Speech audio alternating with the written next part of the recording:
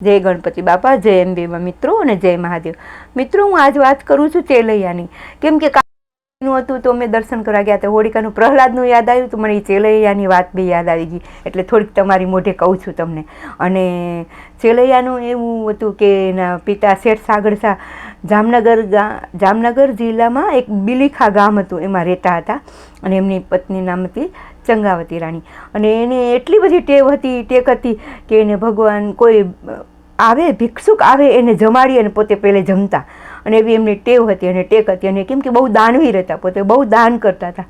અને સાગરસા શેઠ ત્યારે એક વખત એવું આવ્યું કે ભગવાનના રૂપે કોઈ સાધુ આવ્યા, અને એ સાધુ કહે છે કે સાગરસા શેઠ મારે તારે ઘરે ત્યાં જમવું છે।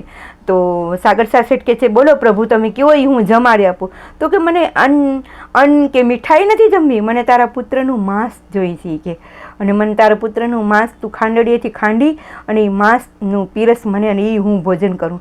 ત્યારે એને સાગરસા શેઠને વિચાર આવ્યો કે કોઈ કસોટી કરવાવાળું કોઈ ભ્રમ તો આવું ન હોય, કોઈ ભગવાન હશે ગમે એ હોય।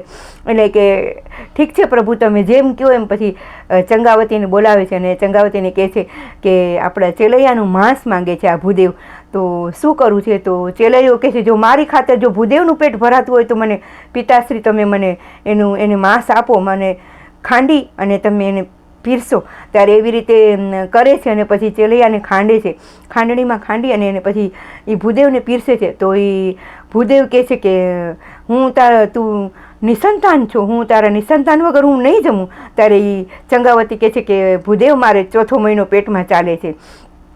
ત્યારે પછી કહે છે કે તો ચેલૈયો ક્યાં ગયો તારો? તું કહેતો હતો ને કે પુત્ર જીવતો છે। ત્યારે એ ચેલૈયાને બોલાવે છે અને એ ચેલૈયો આવે છે। ત્યારે એને સાગરસા શેઠને ચંગાવતીને થયું છે કે નહીં આ કોઈ બીજું ન હોય, આ મારા પ્રભુ છે। એને કસોટી કરી, ખૂબ કસોટી કરી ચંગાવતીને સાગરસા શેઠની। જો મિત્રો ચેલૈયાને જીવતો કર્યો ભગવાને। અને જો મિત્રો મારો વિડીયો સારો લાગ્યો હોય ને ચેલૈયાનો તો લાઈક કરજો, શેર કરજો। ખૂબ ખૂબ ધન્યવાદ છે, ખૂબ ખૂબ આભાર છે। આવો વિડીયો જોતા રહેજો અને તમે જુઓ છો એટલે મને વિડીયો કરવાની આનંદ આવે છે મિત્રો। અને ચેલૈયો એ ભગવાને સાગરસા શેઠને ચંગાવતીની કસોટી કરી હતી અને ભગવાને ચેલૈયાને જીવતો કર્યો હતો। એ ચેલૈયાની વાત તો આપણે ખબર જ છે ને, ભજન બી કેટલા છે જ ગુજરાતીમાં। શેઠ સાગરસા અને ચંગાવતી રાણી બને ટેક લીધી સારી ઉગરવાની એક બારી, ઘણા ભજન છે ચેલૈયાના મિત્રો। જો મારો વિડીયો સારો લાગ્યો હોય ને ચેલૈયાના મિત્રો તો ખૂબ ખૂબ ધન્યવાદ છે, આભાર છે। અને લાઈક કરજો અને ધન્યવાદ, અને જોતા રહેજો।